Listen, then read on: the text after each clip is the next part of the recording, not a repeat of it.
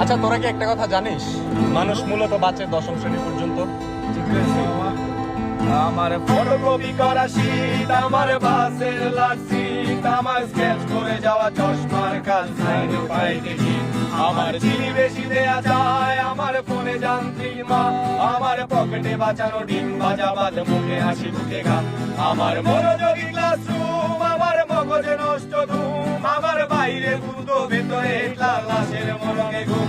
আমার প্রেমে ডুবে থাকা নারী, আমার বুমের আঘা জারি, আমার ফেলে আসা তাজা কাজলের চোখ কবিতার মহামারী। আমার বর্ষার ভাঙা ছাতায়, আমার পেশ শেষ হওয়া খাতা, আমার সিজিপিএর লোয়ের হাত যায়। কেমন আছো?